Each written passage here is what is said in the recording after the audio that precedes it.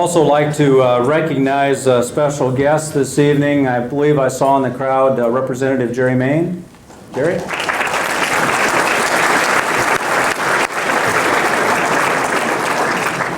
And the Honorable Mayor of Fairfield, Robert Rasmussen.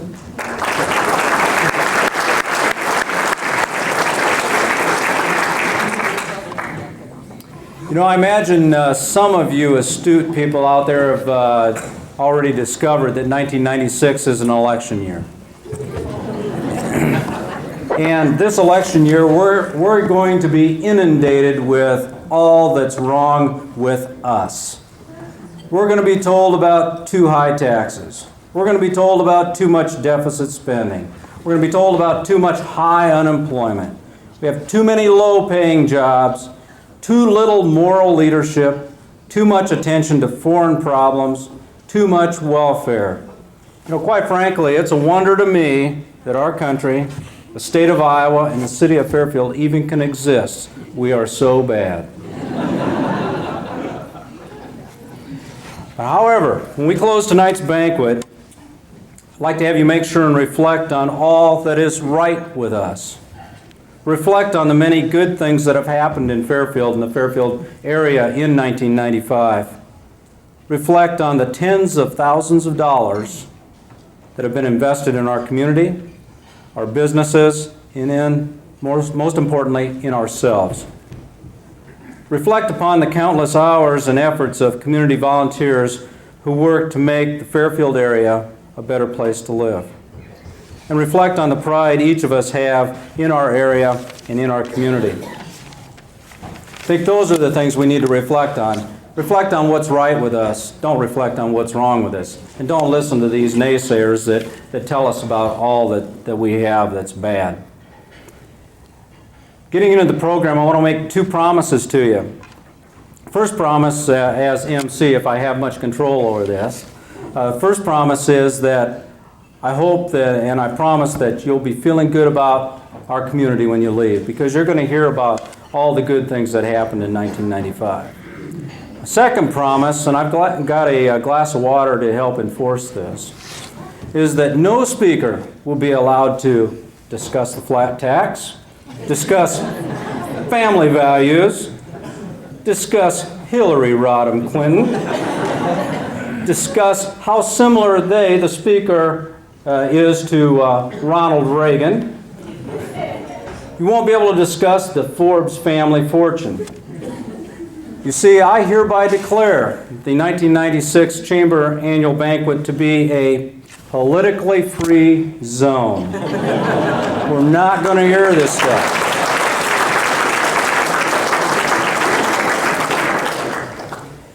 In addition to some of the developments you're going to hear about this year and some of the awards that are going to be presented, there were a couple of notable things that probably won't be mentioned. First of all, our chamber exec became a father-in-law. And he now has a son-in-law to help take care of him in his old age. And our chamber exec also became an expert. You see, the chamber office is becoming computerized and becoming technologically up to date.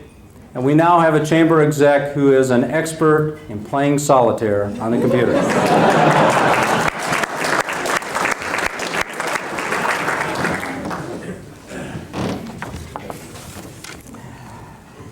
Moving into the program, our first award this evening will be the Ambassador of the Year Award, and Pauline Reeder, present that.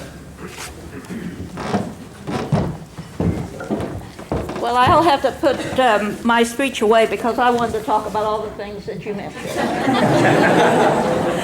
The 1995 Ambassador Year Award goes to an outstanding individual who shows dedication, enthusiasm, and time to promote the spirit of goodwill, to welcome new businesses and offer a helping hand to all members of the Chamber and to the members of the community. So it is my honor and privilege to name the Ambassador of 1995 to our gal, it can be arranged, Jeri Headley McIntyre.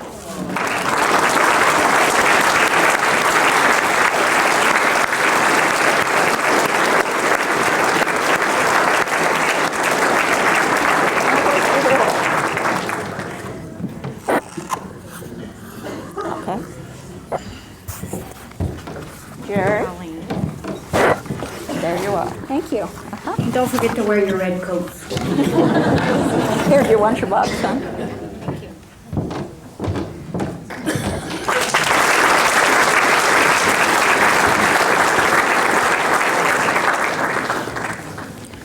Breaking a tradition that lasted for many, many years, we have a new face at the head of the Fairfield Economic Development Association.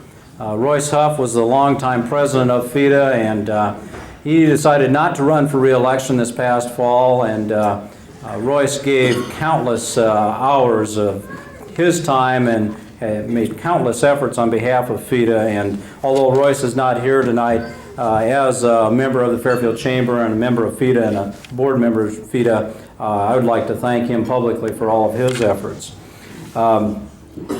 However, tonight, giving his first pronouncement as Chairman and President of the Fairfield Economic Development Association is Dave Reid. Dave?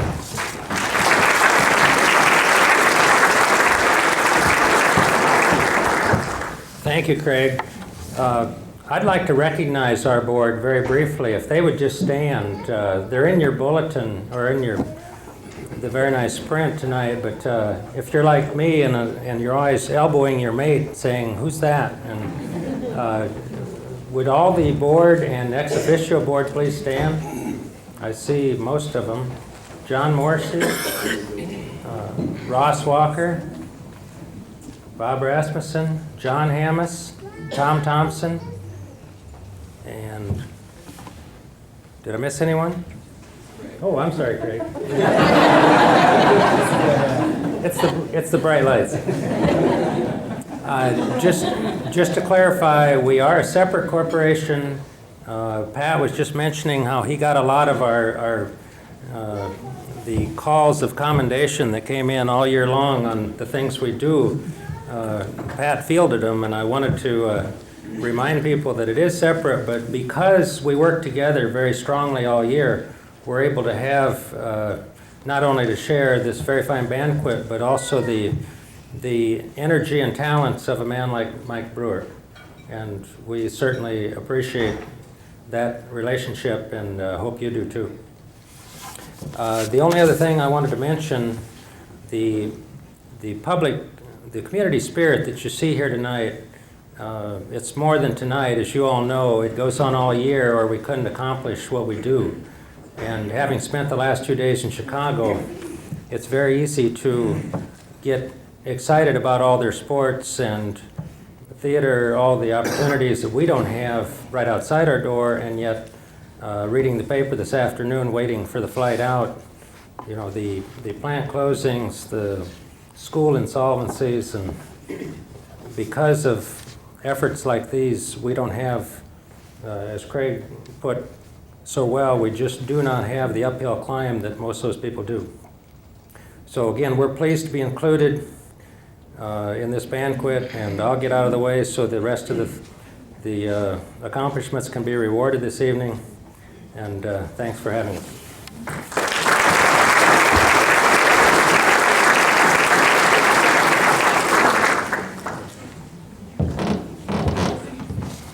This year we do have a number of business improvement awards to present, and Bob Phipps should be presenting the first installment of those awards. Bob? Bob was a little nervous. He thought I'd say something about him. You did last year, so I figured you would this year. We do have quite a few awards. That's why I brought a glass of water. It's going to be a while. And Craig, just for you, I just couldn't resist.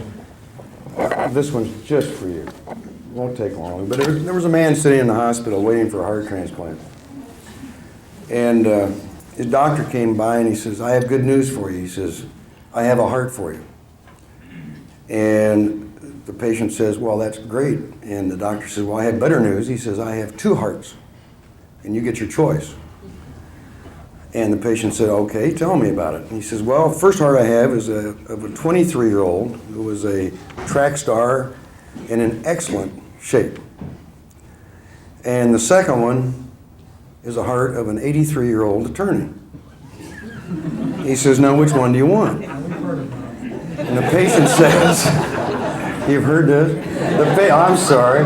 The patient says, I'll take the attorney's art. And the doctor says, would you mind me asking you why? I'm going to go ahead, John, just in case someone didn't hear it. Would you please tell me why you picked the attorney's art?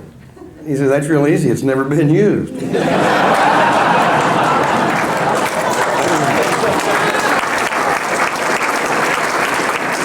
John, they hadn't all heard it. If they did, they still like it. How many of you in the room have had your hands on a computer? Oh, good. I just got, and I brought the glass of water for self-defense after Craig said what he did. I got a email today, a computer virus alert, and I just wanted to pass this along very quickly. First of all, there's a congressional virus that's out there for your computers. The computer locks up. The screen splits erratically with a message appearing on each half of the screen, blaming the other side for the problem. Then there's the healthcare virus. Have you heard about this one? Test your system for a day, finds nothing wrong, and sends you a bill for $4,500. That's just for you, Bill. And then the last virus I wanted to warn you about was the Bill Clinton virus. It just doesn't know what it wants to do, then defaults to the congressional virus. Okay. I have to read this disclaimer because sometimes we have a problem. But the Fairfield Area Chamber of Commerce Business Improvement Award was created as a means for recognizing the area business, professional, and industrial community for their contribution to the overall economic growth of the community through expansion, addition, improvement of services or products, beautification of facilities, or the creation of jobs. And one of the dangers in presenting these awards is that we may have overlooked an eligible participant. We try very hard to avoid overlooking any business, profession, or industry, but we know it can happen. And in the event that the committee has overlooked someone, we will do everything possible to recognize them at a future date. And then sometimes it works in the reverse. If you noticed in your printed material from the ledger tonight with the nice letters from the past president and the next president, there are pictures of the people that have won awards. And on the inside of the first page, I don't know what else to say except, Ross, I'm really sorry. Walker's Laundromat did not win a prize this year. You see, that's incorrect. It should say Sunshine Center. It's not Walker's Laundromat. Sunshine Center has been located at 303 North 4th since 1968 and has provided a place for customers to take care of a basic need. Right? Right. Lefty, what is it? Washing and drying clothes, right? In 1995, the customer area was increased by about 25% and the entire interior was remodeled. The new customer area has 4 new 40-pound Dexter washers, 4 new 25-pound Dexter washers, and 3 new 30-pound Dexter stacked dryers. The additional machines in the customer area allows more customers and they can do more laundry at one time. Outside the laundrette, the signs were also given a facelift, and we want to congratulate Ross Walker on the Sunshine Center Launderette, and thank Ross for doing this, and thank you for your many investments in the Fairfield business community. Ross?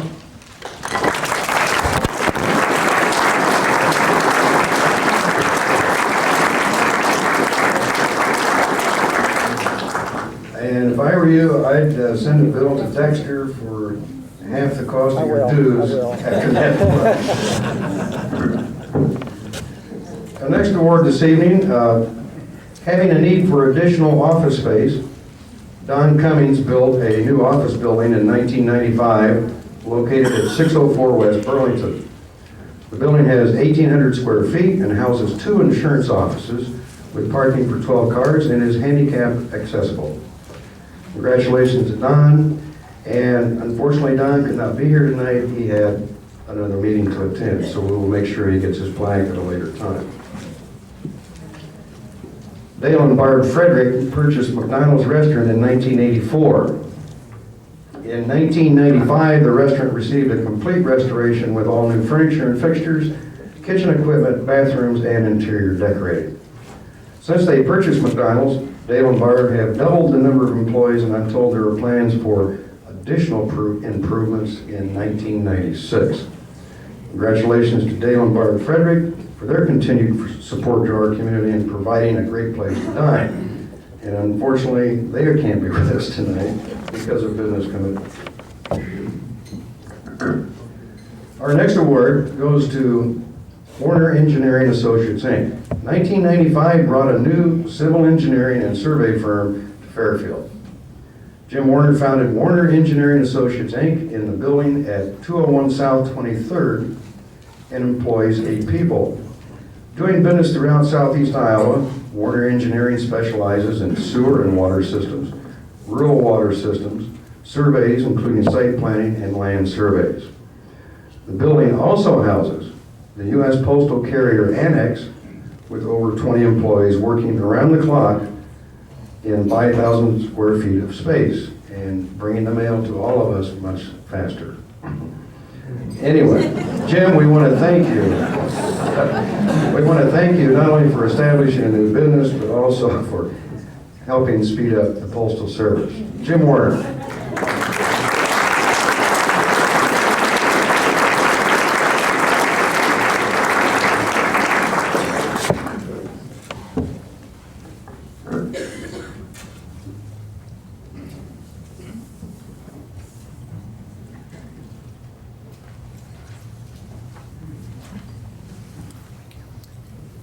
Thank you, Jim.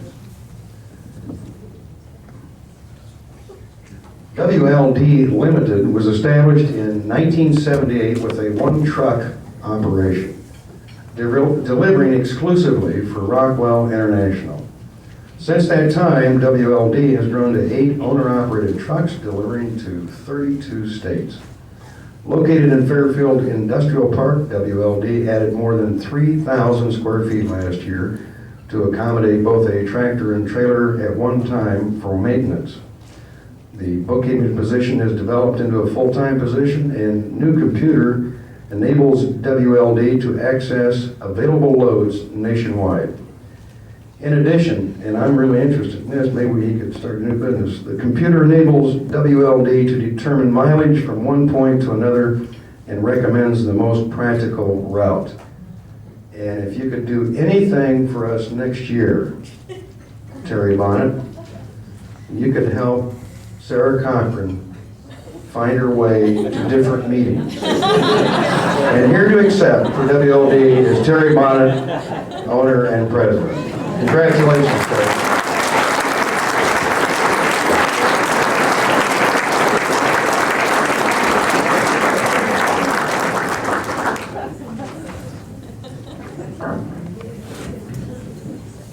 Can you make that computer work for meetings within Jefferson County that you have? We don't want her to get lost like she did this year.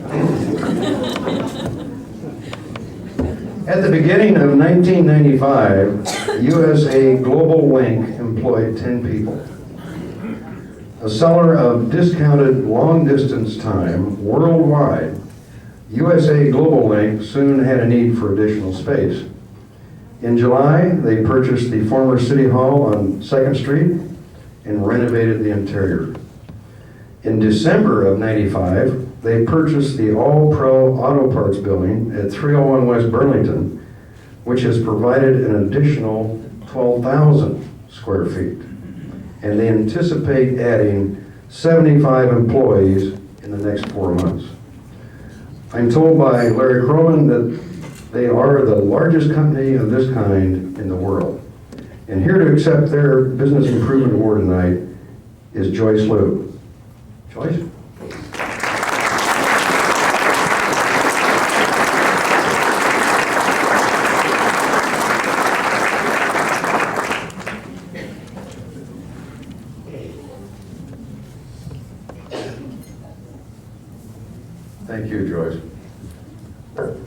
1986, Gary Fessler moved to Fairfield and purchased the Chevrolet Olds dealership on West Burlington. In 1988, he purchased the Ford Lincoln Mercury dealership and moved to that location further west on Burlington. Planning for the future, Gary started plans for a dealership that would meet all the qualifications of the EPA, the DNR, OSHA, federal mandates, and customer needs as we know them today. Construction was started in the summer of 1994 and completed in early 1995. April 1st, Fessler Auto Mall opened its doors to their 22,000 square foot dealership for Ford, Lincoln, Mercury, Chevrolet, Geo, and Olds new and used cars and trucks. Most all construction was by local contractors, as Gary believes in supporting his community.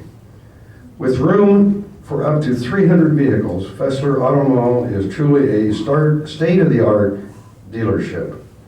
Thank you, Gary, for your investment in Fairfield, and to accept the award for Fessler Auto Mall is Monte Humble, General Manager and part owner.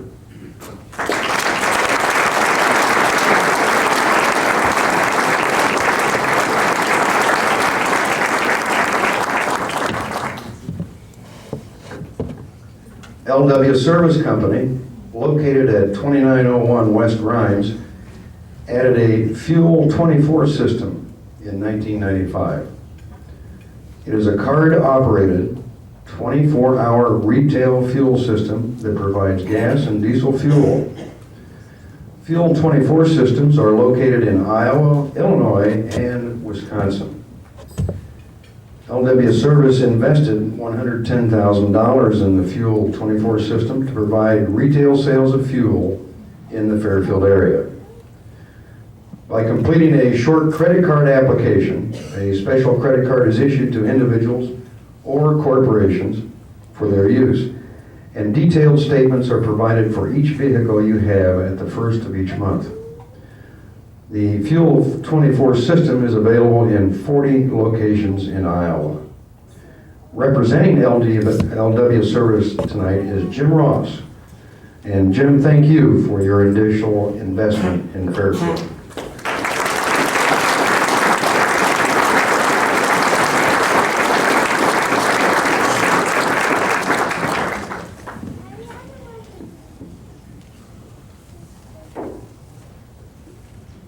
Plexco, a manufacturer of plastic pipe, added a new production line in 1995. With this addition, production has increased 10%.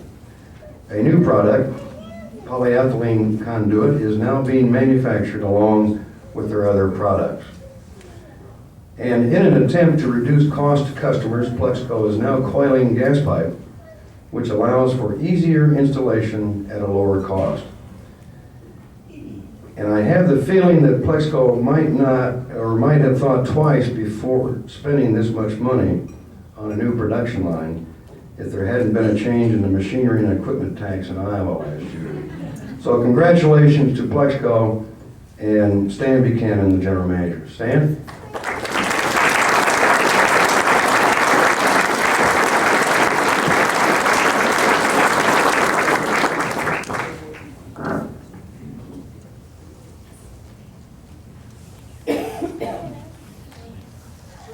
Thank you, Stan. Starting in 1991, with 3 employees, Readings Fund Limited has grown in a short period of time to be a major seller of books in North America.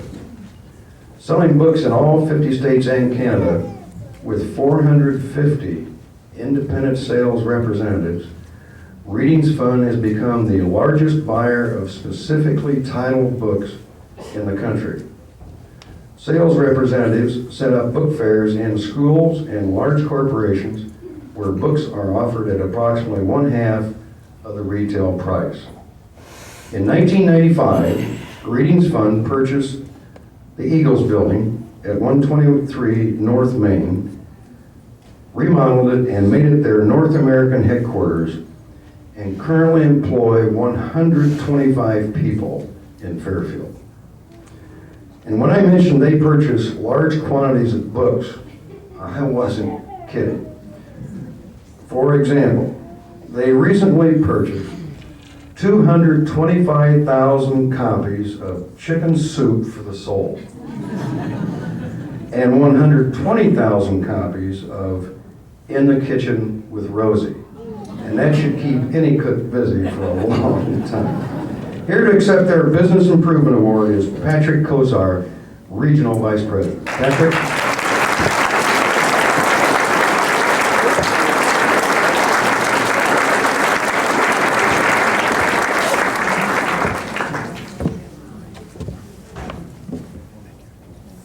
Thank you very much, Patrick.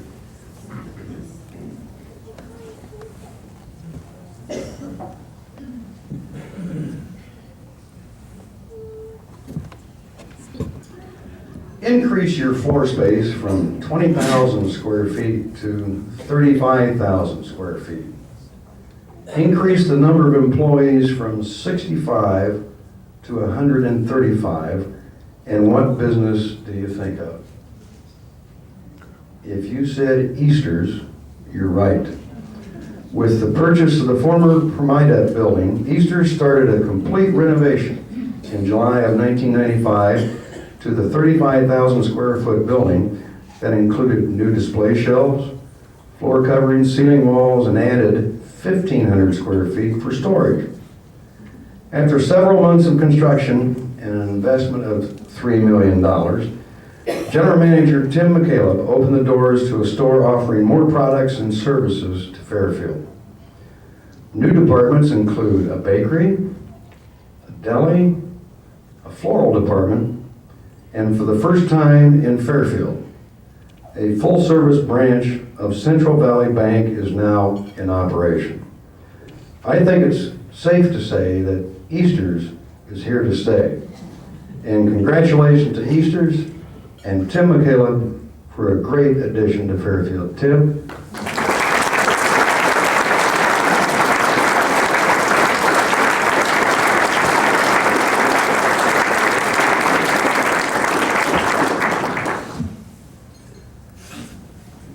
We're moving right along, folks. 6 local investors formed Fairfield Media Group in 1994 and purchased KMCD Kick 96 radio stations. KMCD provides news, sports, and weather with a country music format. You heard me. Wow, Kick 96 provides the oldies rock and roll format. In 1995, extensive remodeling took place in the offices and studios located on the east side of the square. In addition, new digital broadcast equipment has been added to provide the best sound available today. Affiliated with the ABC network, KMCD Kick 96 is proud to be a major part of Fairfield. And accepting the Business Improvement Award tonight is the President and General Manager, Jay Mitchell. Jay?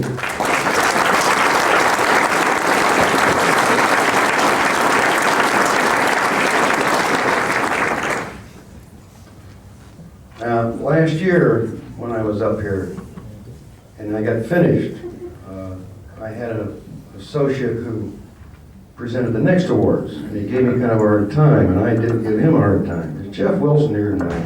Oh, there he is. Well, you see what happens when he gives me a hard time? He's out in the audience, he's not even on the program. He's the president-elect, so he doesn't even get to talk tonight. Hi, Jeff. Presenting the next awards will be Jody Kerr, who is Vice President for Area Development. Jody?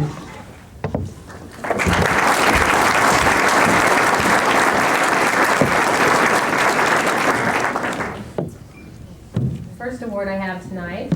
The next award is for French-Reneker-Associates Building Addition. You may have noticed this project as it was being constructed during the fall of 1994 and during 1995 south on Highway 1 next to Highland Myers. The project was undertaken to provide the 30 employees with some elbow room and to provide space for the firm as they continue to automate and grow. The firm has been in business for 44 years and has been located here in Fairfield for 35 years. Some of you may remember when their office was upstairs above the Central Valley Bank. It was the First National Bank then. Later, they moved into the south end of the Dunnick building, which is now known as the Pat Doyle building. While at that location, they also had an annex above the co-ed movie theater. French-Reneker provides a full range of services to primarily municipal clients in southeastern Iowa. Here to accept their award is their president, Ken Buckland.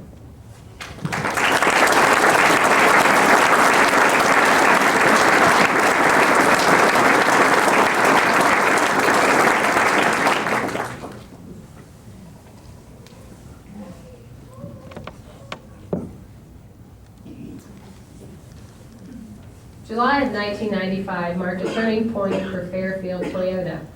After total ownership was obtained by Dennis Byers and Chris Munn, they moved the dealership into the newly remodeled facility on Highway 34 West, across from Hy-Vee. All of the buildings were cleaned, painted, and remodeled. A new fascia and canopy were installed on the exterior of the showroom, and the growth continued. November 1st marked another milestone with the acquisition of Danielson Motor Company from Chet Danielson. This added Chrysler, Plymouth, Dodge, and Dodge trucks to their existing Toyota models. Through all of this growth, the family grew from 18 full-time and 4 part-time employees to 32 full-time and 6 part-time employees. Here to accept their award tonight is co-owner Dennis Byers.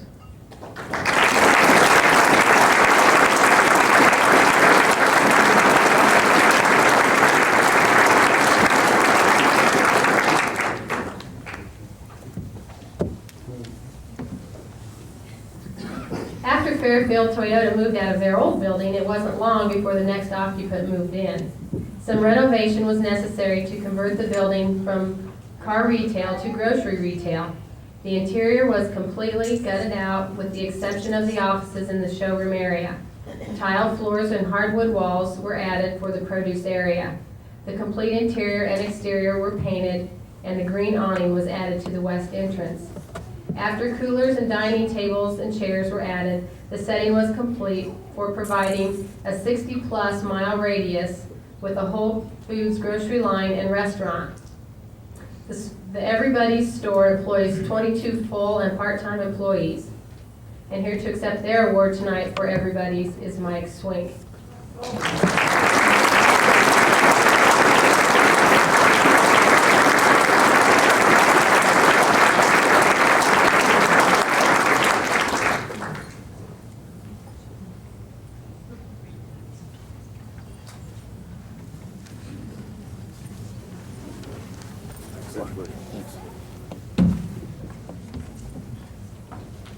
Allison Rollins, owner of Sociables Fine Candies and Coffees, moved their location at the end of March 1995 from 51 West Broadway all the way to 51 East Broadway, the site of the former Heaven on Earth store.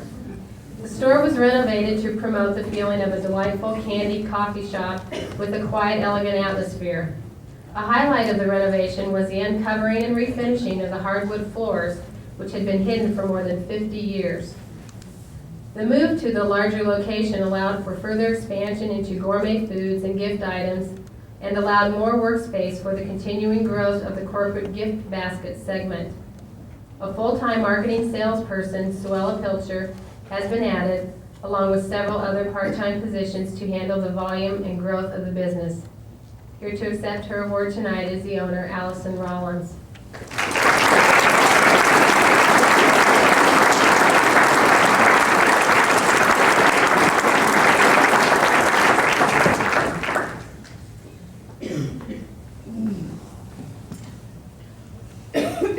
For 3 weeks in May of 1995, Corinne Early and Barbara Orso, partners in Camelot Toy Stop, swung sledgehammers, wielded crowbars, and hauled debris from their new location at 51 West Broadway. They enlarged the inner space by tearing down walls, raising the ceiling, and removing an out-of-use stairwell. The main entrance to the store was moved to the alley, causing a delightful foot traffic flow with the other shops. Full-spectrum fluorescent ceiling lights were installed to create the illusion of daylight, and new halogen spotlights were added to highlight the colorful toys.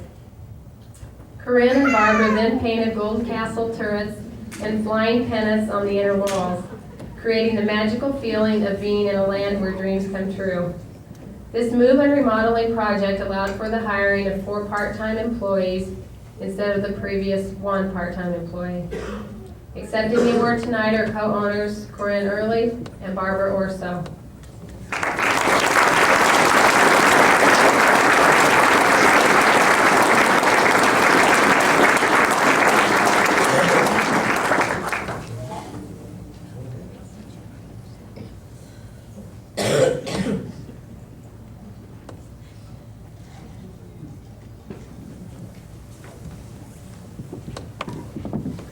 Cyphers underwent a total redecorating and remodeling project during 1995.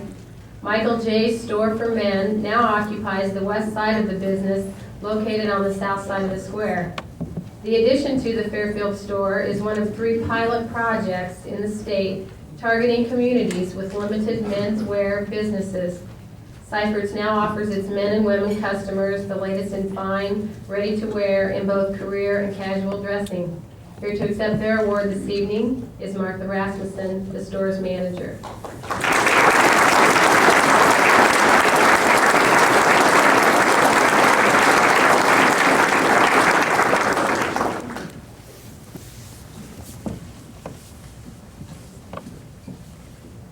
In January 1995, Martin Pharmacy began a limited remodeling project by replacing their heating system.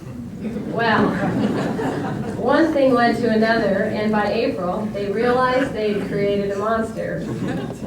A year later, after completely gutting and replacing the interior, while remaining open for business the entire time, Martin's has a totally new facility. Here to accept the award tonight are the owners, Jim and Kathy Sherman.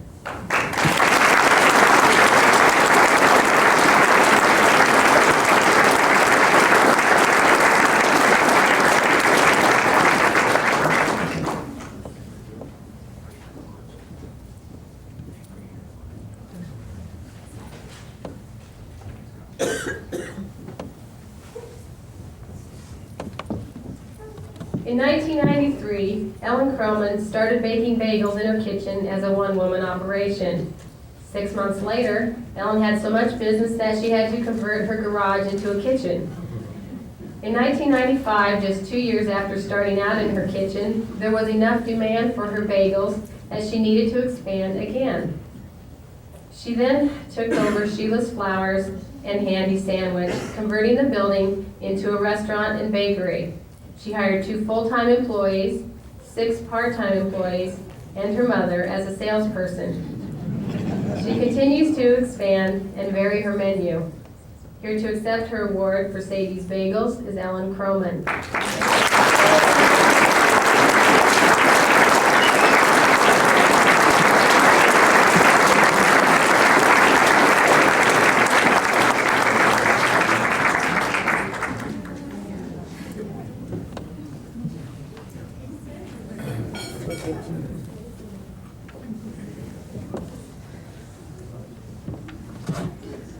Well, remodeling an entire Wal-Mart store is no small job. Although shoppers walked around in a daze most of the summer trying to find specific products, which didn't seem to be anywhere near their old location, business never seemed to waver. The most noticeable changes included specially designed absorbent tile made from recycled tires, which were added to the vestibule and front entrance to keep the floors drier and safer during our inclement weather. All new fixtures for improved presentation of products, longer counters allowing them to maintain the same number of products while at the same time widening the aisles from 4 feet to 5 feet, and the conversion to the piggyback register system, freeing up more space for a larger pharmacy.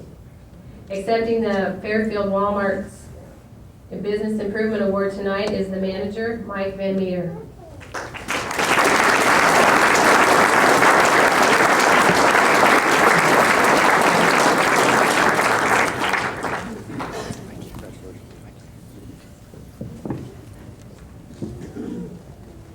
During 1995, Telegroup has grown from 190 employees a year ago to a current total of 324. To accommodate this growth, they've expanded from 5 buildings to 7 buildings.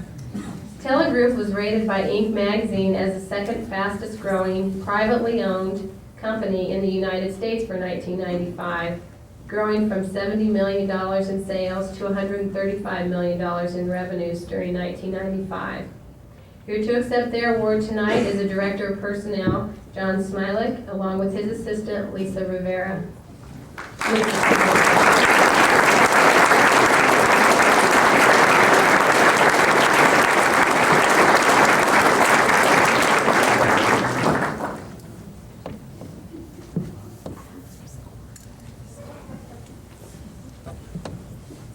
Founded in 1989 in Fairfield, Creative Edge Corporation specializes in applying a novel technology known as abrasive water jet to challenging cutting tasks. The technology has important applications for an amazing variety of materials such as metals, foams, stainless steel, glass, rubber, ceramics, and many more. Creative Edge decided from the start that successful entry in this business had to offer productive capacity, state-of-the-art expertise, and aggressive pricing. The growth from one water cutting machine in 1989 to a projected 15 pieces of water jet equipment for 1996 is part of this strategy. In 1995, the company purchased the 120,000 square foot building in the Fairfield Industrial Park to make room for the new machinery, as well as a variety of other operations such as painting, sandblasting, polishing, machining, and stone finishing. During the year, they increased their employee count from 35 to 44 and increased 40% in sales from 1994. Accepting the award tonight is the president of Creative Edge Corporation, Jim Bellalove.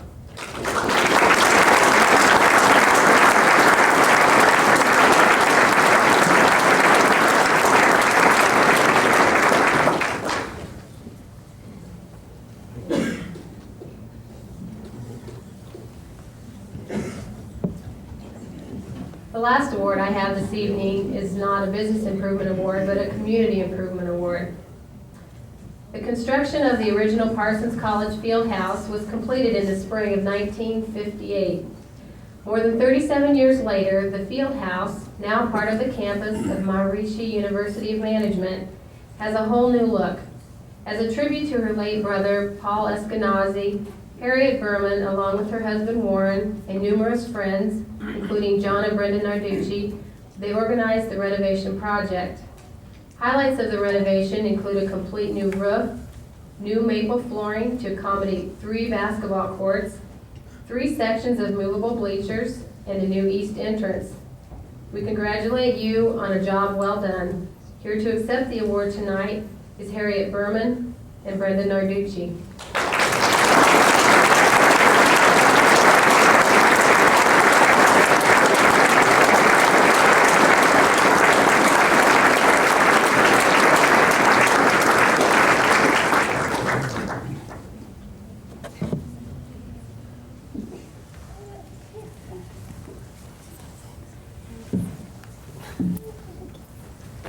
Thank you.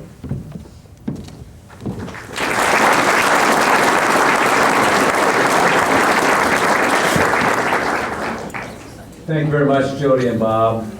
Kind of gives you an idea of all that's wrong with Fairfield, doesn't it? It's amazing. And it took a long time to go through those awards, but it's well worth it to recognize all of the efforts, all of the money, all of the dreams that are being fulfilled and lived out right here in town.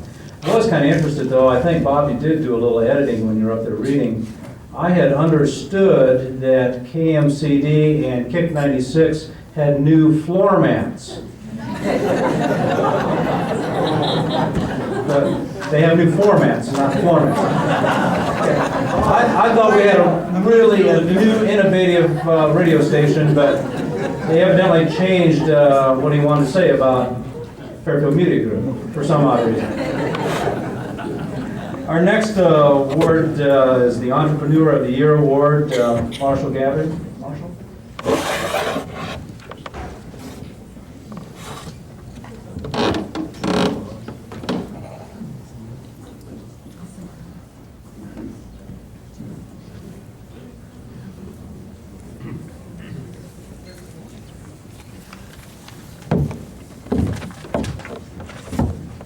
First, I'd like to thank everybody that has read the program and congratulated me for being the Entrepreneur of the Year. Unfortunately, not only am I not the Entrepreneur of the Year, but frankly, I'm a last-minute stand-in to be a presenter for this award as well. Thanks anyway for the thought. Actually, normally the previous year's winner of the award is the presenter for the following year. And the winner last year was Tim Hawthorne, but unfortunately he is out of town continuing to expand his business. So as the president of the Fairfield Entrepreneurs Association, I was asked to step in at the last moment. But it really is a great pleasure to hear all these success stories and expansions and continue the entrepreneurial spirit in Fairfield. It has really a long, rich tradition of entrepreneurship.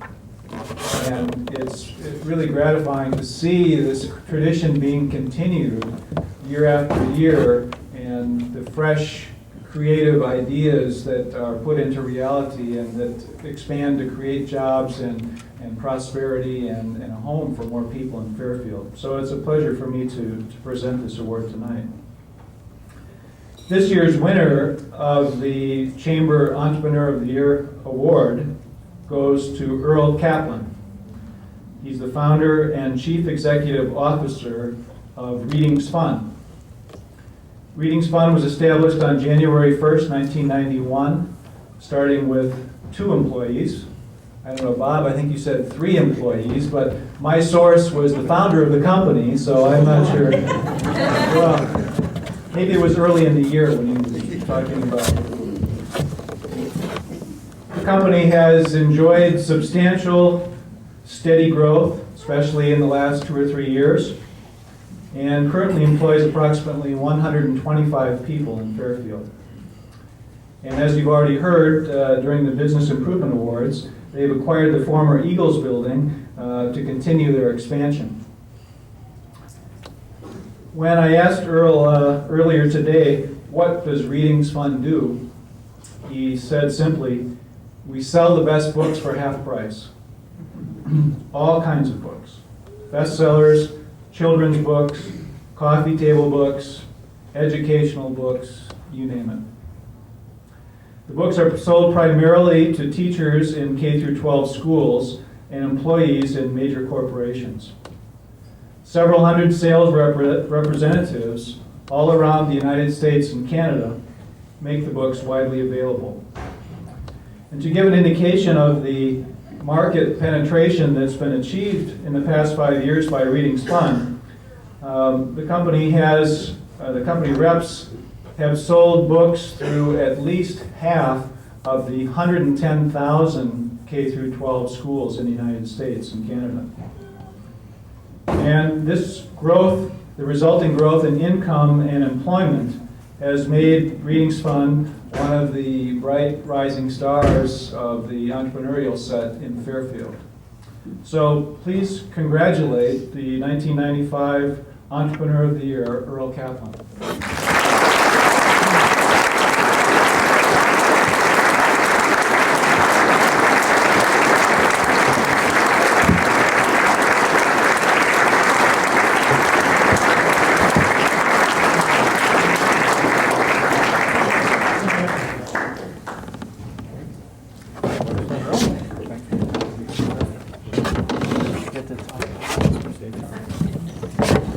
Well, thank you very much.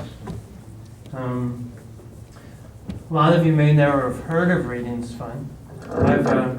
I've been here for about 15 years, and I moved to Fairfield and went into the tofu business. And I used to buy soybeans from Dave. Tofu is a really messy business.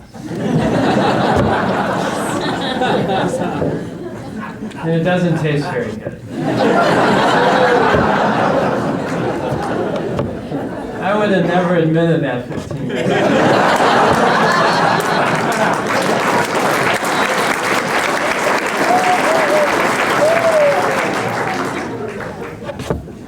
So I was in the business 3 years, and then we started delivering tofu to St. Louis, to the major grocery stores down there. And our truck came back empty all the time, so we thought we had to fill the truck up. So we started selling, we would bring appliances back from St. Louis, and we started selling appliances. Pretty direct correlation. Anyway, the appliance store I started was Fairfield Appliance and TV, actually under a different name. So Linda wanted me to mention that he's having a sale next. No, so about 5 years ago, I started the book business. And it's true, we had 2 employees, and I was the 3rd person in the office. And we just started buying books.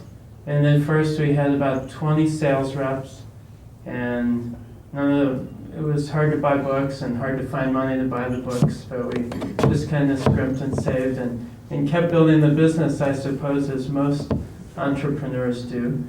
And each year our goal was to double our business from the previous year. And so in 91 we had a pretty good year, and the next year we doubled. The next year we doubled again, and everybody told us we couldn't do it a couple more years because the numbers get bigger. But the last 2 years we doubled each year as well.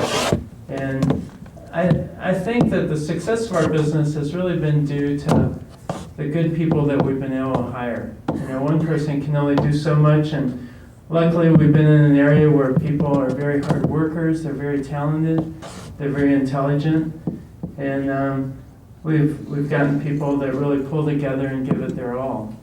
A lot of times I've been into the office at 4:30 or 5 in the morning, and there's already 4 or 5 people there.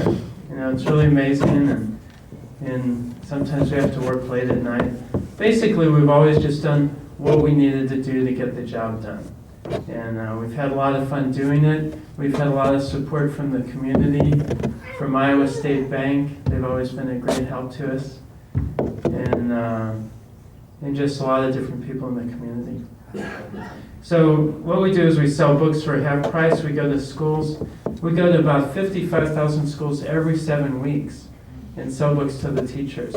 We also donate a lot of books. In the country last year we donated $8 million of books to the public schools. And we made countless other donations to different charities. And if we can help the public library in a few counties, we've done book fairs where we raise money for the public library. So I know we're building a new library in town. If we can help with that, we'd certainly like to. So just wanted to end by saying I really thank you all for the award. And I enjoy being here, and I hope I can get to meet more of you. I know a lot of people from the baseball diamond because my kids in Little League, and just I sold a lot of appliances to people in town.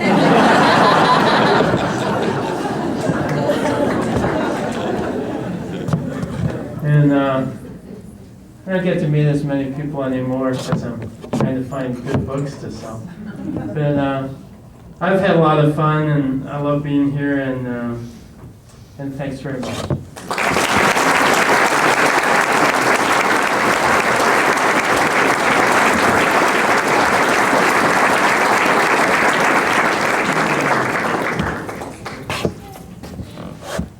Next on the program is our outgoing president with his words of wisdom and sage advice. Pat Doyle.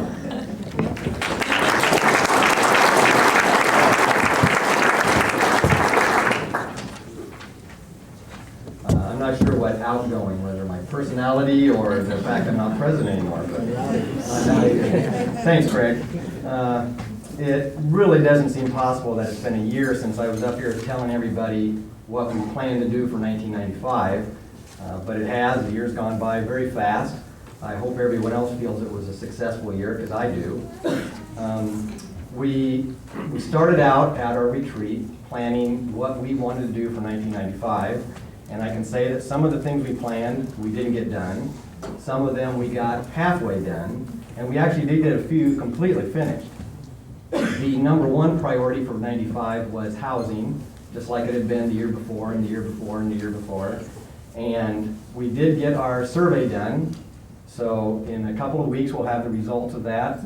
The group that was formed with FEDA and the Chamber and the Retirement Housing Committee will go over all those results, and we'll find out what kind of housing needs there are in Fairfield and then try to figure out how to satisfy them. One of the other things we did finish was our Chamber newsletter. In the past, it's always been done in the Chamber office. Nancy and Juanita, hard at work putting it together, trying to get it out on time. And during the year of '95, we changed that to the Ledger doing it for us. Thank you to Jeff Wilson and the Ledger, because I really think it was a big advancement. Not only do all the Chamber members get the newsletter now, but everybody who's a subscriber of the Ledger gets to see the things that the Chamber does. And maybe there's a service or an item that they see that they'll find a benefit, and hopefully they'll join the Chamber and we'll get more members. Another item that's been a big success in '95 is the Business After Hours. It's a social gathering once a month, and different businesses host it each month. People get together. It's a chance to either network and find out other businesses in town you may not have met yet. The food is always super, so if you haven't had a chance to come out to these, try to make it. I think you'll really enjoy them. One thing that we did accomplish during the year was the sale of the building at the corner of Highway 1 and 34. That took quite a bit of negotiations dealing with the DOT, trying to come up with the right price and other items that were negotiable. We took the money that we got from the building and set it aside into a separate fund. So hopefully, if the time ever does come in the future, if we have to move out of our current building, we'll have a little fund set aside to try to either purchase a building or build something new. That was my first experience dealing with the state and the DOT, and I really hope I don't have to do it again. It really gave me an appreciation for Mike Brewer and his dealing with that type of thing on an almost daily basis. Craig already mentioned that new computer we got at the Chamber, and we did drag Mike into the technology world now, so he's hard at work on his computer daily. I hope he's doing more than just playing solitaire. There were also some kind of personal highlights with the Chamber staff as well as myself during the year. Nancy got a scholarship and attended the Chamber Institute at Charleston, South Carolina in August. And then in October, she got married. And during the year, Mike got a Statesman Award, and he also was elected the President-elect of the Mid-America Chamber Executives. And then to end the year on a high note, Juanita had a baby.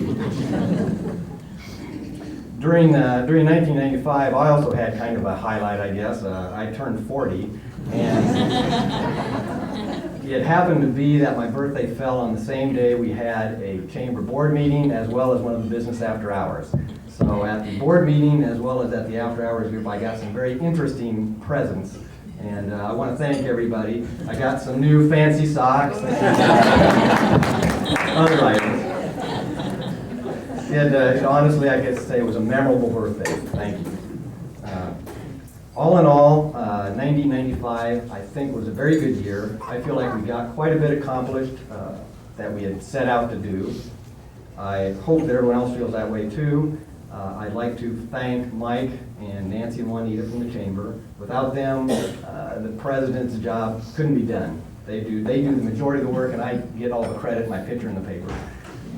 I also want to thank the board of directors. They worked very, very hard with me this year. We started out the year on a really high note with our retreat, got a lot accomplished in a very short time, had really specific goals, and through the board of directors' hard work, we accomplished these.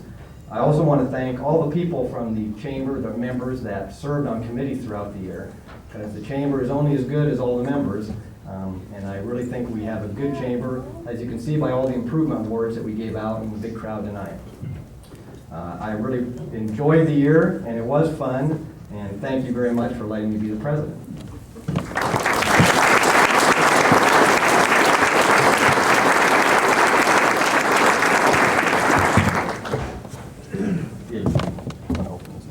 Now, my next job is to give out some awards for past directors.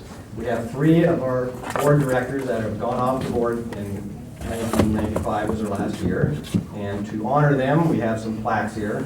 Those 3 were Ralph Messerly and Ed Oliver and Hap Mullenau. And if they're here, I know a couple of them are. If you come up and get your awards, please.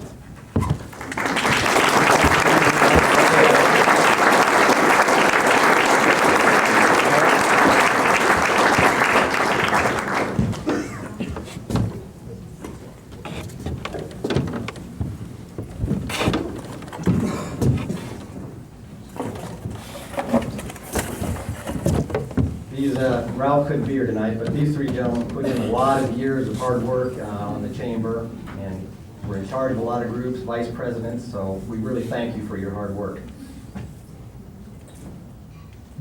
The President's Award.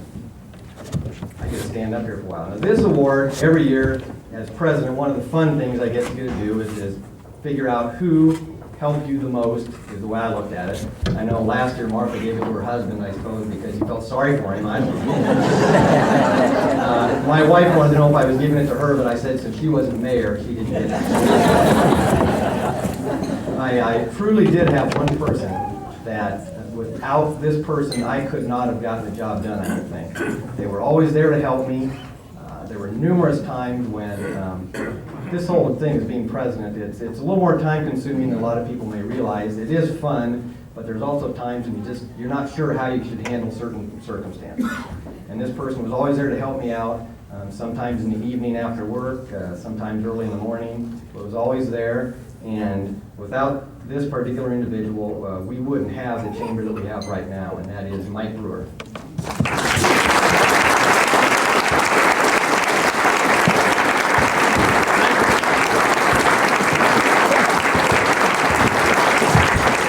Thank you, Pat, thank you very much. Gosh, it's only fair to say, though, that I get paid to have all this fun. I think on behalf of the dozens and dozens of volunteers, I'll accept the award.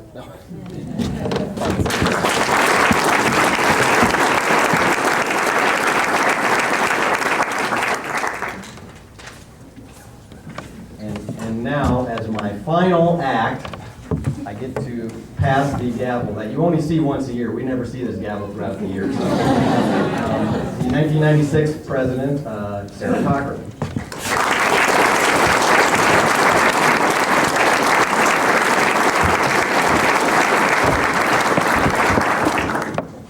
I've seen those before somewhere. I promised everybody that I talked to earlier that I would be brief, so I will be.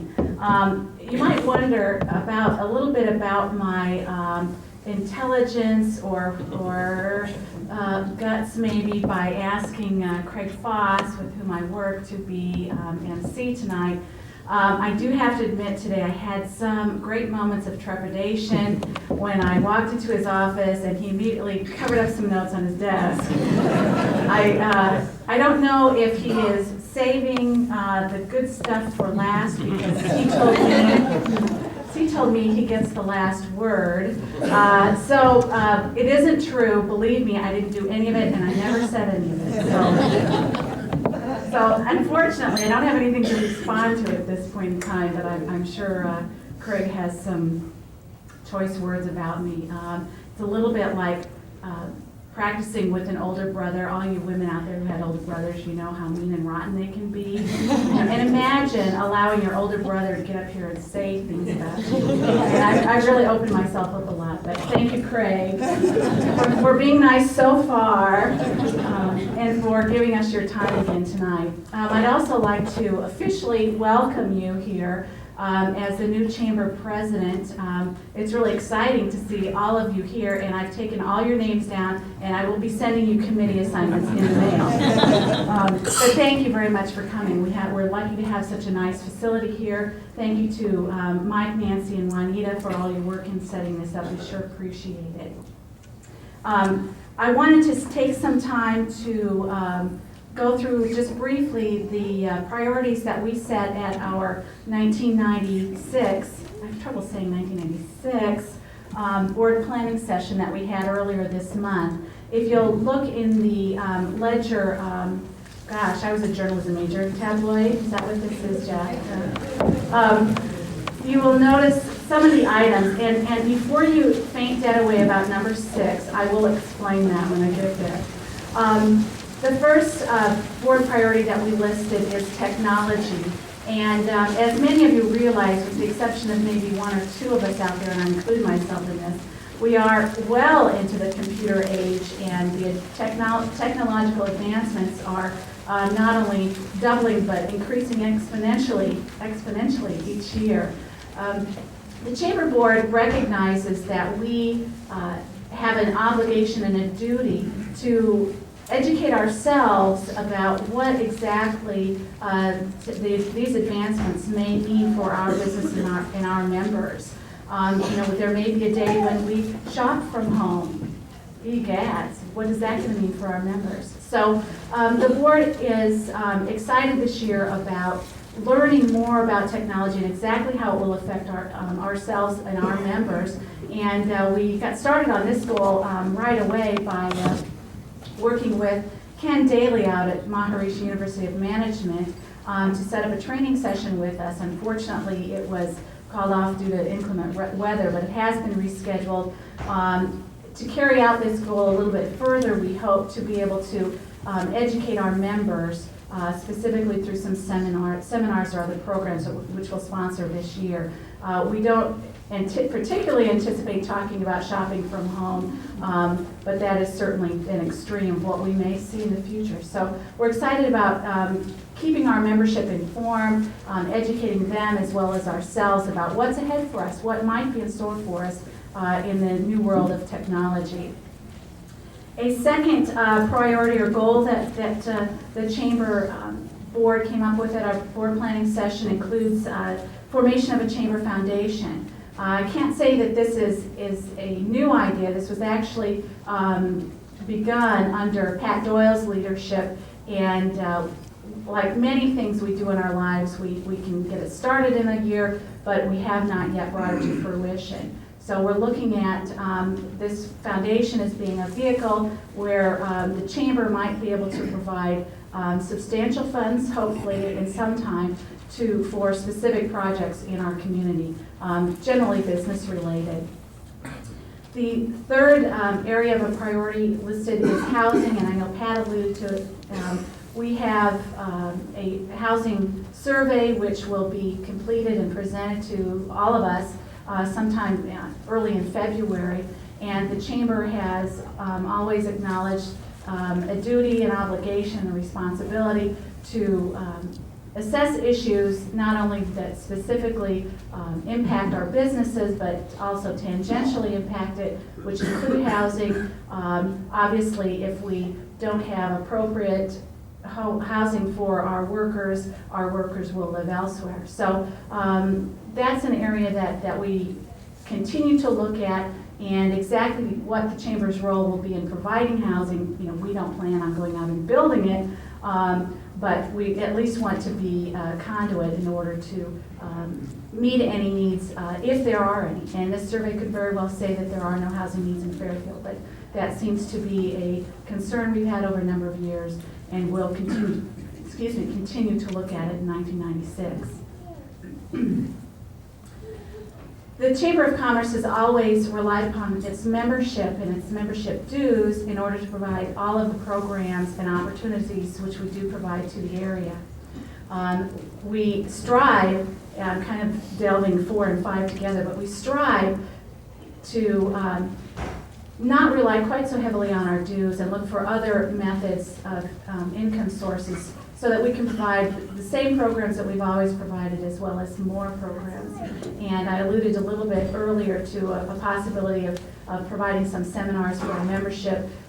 We might need to use it as a way to at least provide additional income sources to the Chamber. But I have always felt that the Chamber needs to play an extremely visible role in our community. I think we've done an excellent job of that. Sometimes I think we perhaps neglect our current members a little bit because we fail to remind them of all of the things that we do.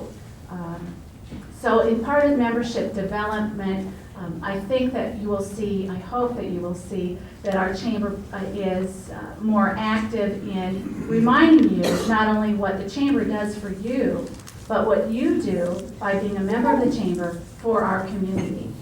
So I think membership development, you'll see a little bit different approach on that this year, and I think that you will learn a lot from it, and we will all benefit in the meantime. Number 6, local option tax and hotel motel tax. We have been aware that these, I couldn't have said it better. We've been aware that these two issues have always been, at least in the minds of some of our leaders in the community, as possible options to help offset property tax problems and those types of things. The chamber is not taking a stance on these issues. Actually, when we discussed it at our board planning session, we agreed that it's far too soon to take any stance on these issues, and we intend to educate ourselves well before we take any stance if we do. And we certainly, as part of this education process, want to educate our members on the pros and cons of both of those issues. So no, don't look at number 6 and say, oh my heavens, the Chamber of Commerce is going to raise our taxes, because last I knew we didn't have that authority, and I don't think we're really interested in it either. I did mean to say, although I know we're not supposed to make any political statements, that you might have noticed that President Clinton had to change his State of the Union address to last night because he didn't want to miss tonight's production on FPAC. So we're glad he would accommodate us to that extent. Those are, in a nutshell, the priorities that the Fairfield Area Chamber of Commerce Board of Directors has set for 1996. I think it is a very large undertaking. I hope that we can accomplish as much in 1996 as Pat accomplished as we accomplished under Pat's leadership in 1995. I'm very excited about 1996. I think it'll be a fun year, and I want to get that child's name for my speech right. I want to take time to introduce our board of directors. You were introduced just moments ago to 3 of them who went off the board in 1995, but who did provide a lot of leadership for us in the prior years. But if I could name the current board directors, would you please stand? And I guess we can hold applause till the end. Dale Krause, Steve Triplett, Carol Bermal. You guys take instruction. Wow, thank you. Jill Burnett, Bill Pollock, Dick Walrab, Roger Gay, Kenny Norton, Pat Doyle is treasurer, Kevin Toohey is vice president, Bev Nelson is vice president, Jody Kerr is vice president, Bob Phipps, vice president, Jeff Wilson, president-elect. I think when you look around the room, you'll see a lot of people who are very willing to give much of their time and energy to this community, and I think we're all very lucky to have them, and I sure appreciate them.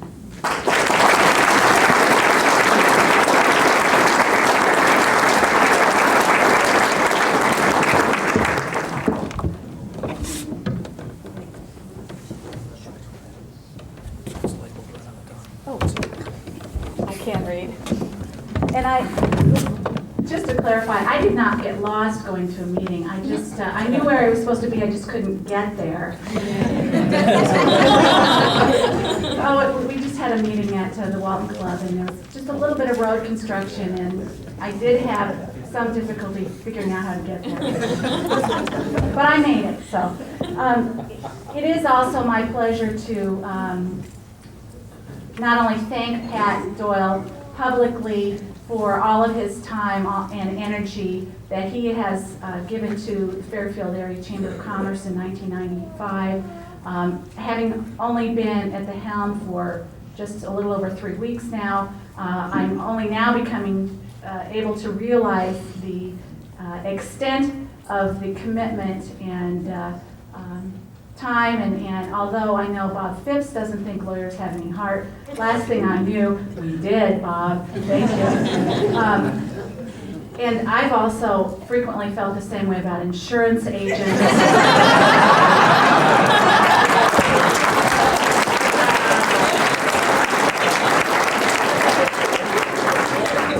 I do not include Pat Doyle in this. But sincerely, Pat, your leadership has been inspirational. Your support has been unending, and your friendship has been invaluable. Thank you, Pat, for a wonderful 1995.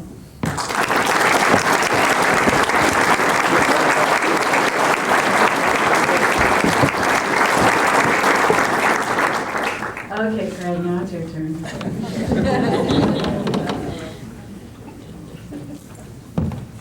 Okay.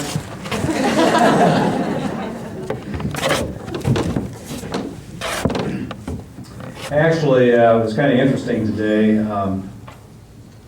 Sarah, first of all, came into my office about 11 o'clock this morning and kind of had one hand up in the air, and she says, can we have a pact?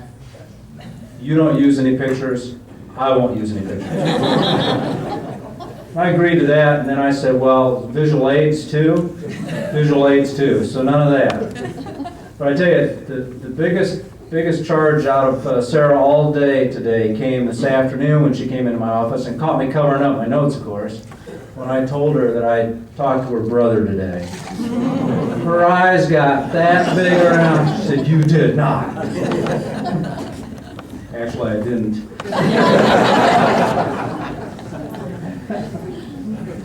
Many of you don't know this, but when I was in law school, I lived in Tipton for 3 years. That's where Barb taught school. And Tipton happens to be Sarah's hometown. I didn't need to call her brother.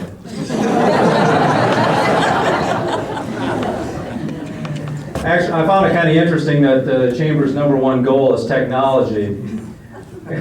Coming out of Sarah's mouth, she is not sure if internet is a hairnet or a type of pantyhose. Right? I guess she'll find out. Actually, Sarah she'll be a wonderful president. She's a wonderful attorney and a wonderful co-worker in the office. We've worked together 7 years, 6 months, 22 days. She'll do a terrific job, and for those of you that know her, you know she will. And for those of you that don't know her, get an opportunity to know her. She'll be a great leader for the chamber.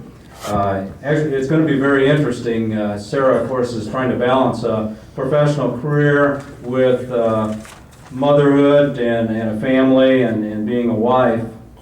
I've wondered how she was going to do it, but I always knew that Sarah would know how she's going to do it. And this is how she describes her ability to do it. She says, this is a quote, I believe, "I'm doing full-time work and half the time on part-time pay."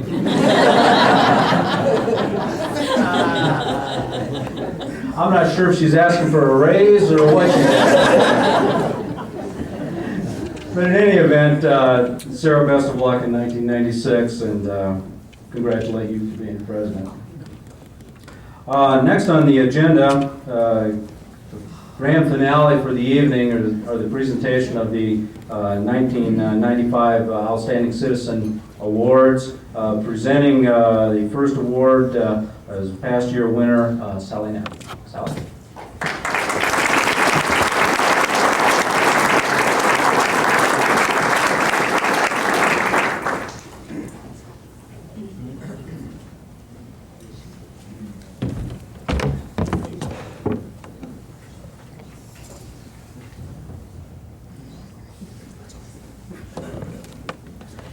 It is my distinct pleasure and privilege to introduce one of Fairfield's outstanding citizens for 1995. Tonight's recipient has a long record of community, state, and international service. Born on an Iowa farm, she attended grade school in a one-room schoolhouse, many times arriving by horseback. Even without indoor plumbing, her grades were excellent. As a young child, she very early developed leadership skills through her 4-H efforts, as well as her basketball skills, where she performed as a towering back guard. Among her 4-H skills, in addition to serving on the state 4-H board, are her talents for the candling of eggs and judging of poultry. After graduation from high school, she attended and graduated with honors from Grinnell College. During college, she traveled to Greece as an international farm youth exchange student, living 6 months with several rural Greek families. Our honoree came to Fairfield in 1960 as a young college graduate to work at Parsons College in charge of developing an overseas travel study program for students. As a result, she escorted several study groups to Europe for 3-month semesters of foreign study. She also was Dean of Women and Women's Academic Advisor before leaving the college, when she purchased her own gift shop business. When a women's ready-to-wear store expanded, she closed her shop and joined her present employer, where she has worked past 22 years as salesperson and general manager. When her store closed a few years ago, she worked diligently to bring back an improved women's retail clothing store and was persistent in encouraging the expansion of the store into a store for men when the local men's clothing store closed. She has served 2 years as president of the Fairfield Women's Club, 2 years as president of her PEO chapter, is treasurer and trustee of Fairfield Public Library Board, and is a current member of the Terrace Hill Society Board, meeting regularly in Des Moines to maintain and improve the governor's mansion.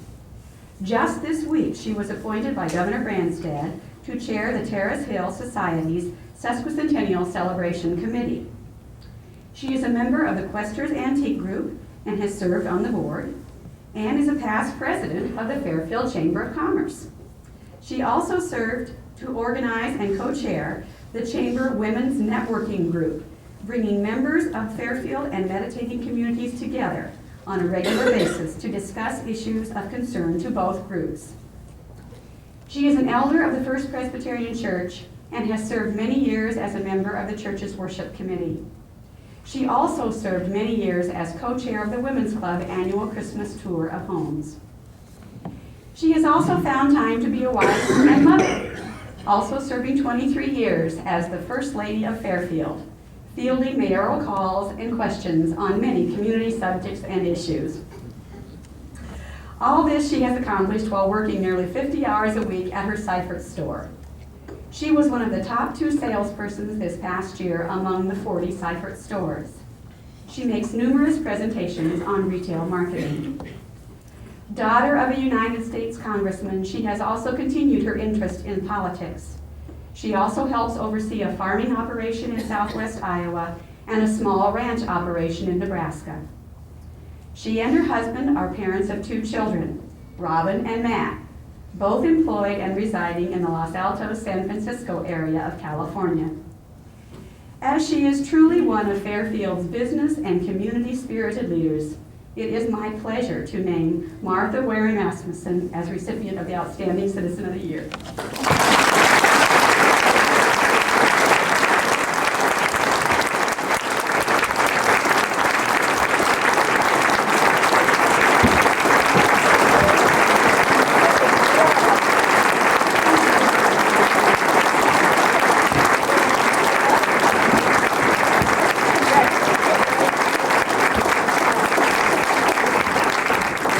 Very much.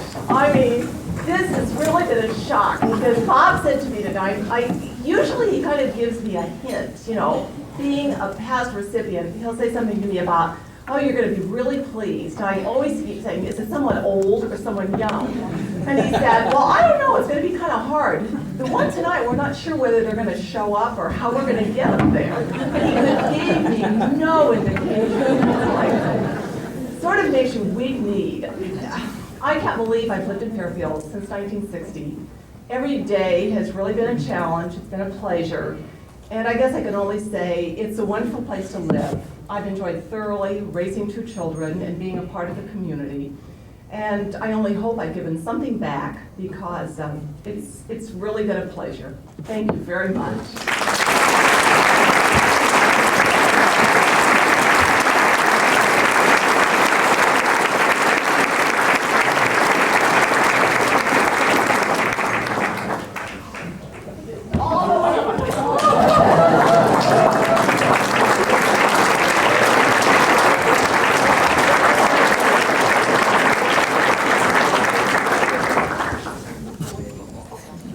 Presenting the second Outstanding Citizen of the Year award, former award winner Neil Durant.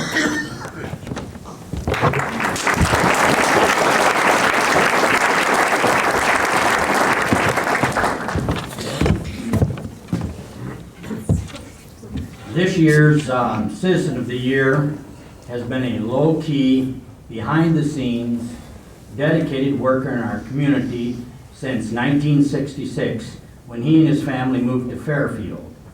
He has been involved with his sons in Little League Baseball, served as president of the Babe Ruth League from 1972 to 1985. His interest was in Boy Scouts, Troops of 64, advisor and leader. He's been a Sunday school teacher and on several committees of the First Methodist Church, even being the church Santa for many years. He has been in social organizations and served as the Walton Club board president for a year. This outstanding citizen excelled in his vocation for 35 years as civil engineer with the Department of Transportation, coming up through the ranks and retiring as district engineer at the Fairfield office in 1985. His retirement years have included continuous service in the community, with some of his accomplishments being Tenco board member, approximately 10 years, Logan Apartment Board of Directors, he's currently on that, and Jefferson County Hospital Lifeline program, where he and his wife Marilyn are installers and trainers. He is past president of the Fairfield Lions Club and has received local and state awards for service. His most recent project has been his advisor using his engineering skills in the construction of the new library. Not only has this citizen served his community, he also distinguished himself as a U.S. Marine during World War II and witnessed the raising of the flag at Iwo Jima. This outstanding citizen, along with his wife, have raised and educated 3 children in Fairfield. All 3 have chosen to reside in Iowa and live close enough to get a professional grandma or grandpa babysitter on short notice. They have 5 children grandchildren who definitely vote for Jim as Grandpa of the Year. Our Outstanding Citizen of the Year, who is here with his family expecting to celebrate an award for his son, Jim, is Jim Edgeton.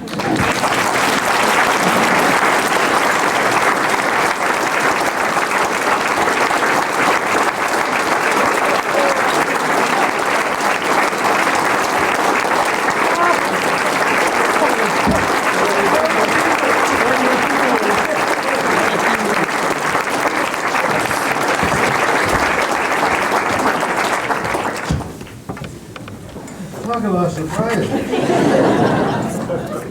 Neil led me on. Son Jim was going to get an award. And he didn't tell me a bit about it. Son Jim didn't tell me anything either.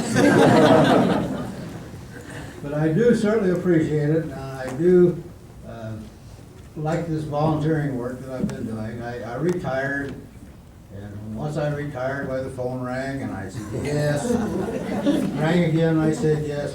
I enjoy it. And I thank you all for being here, and I thank you for the board.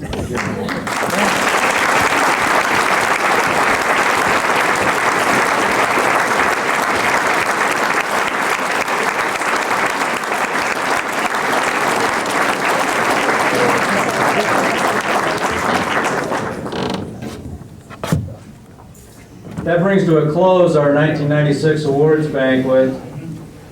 I hope that you can walk away from here this evening with the number one promise fulfilled, feeling some pride about living in this community and feeling good about living here. We have a lot of things to be thankful for, a lot of things to be proud of, and a lot of things to feel very good about, because there are a lot of good things that happen in this area.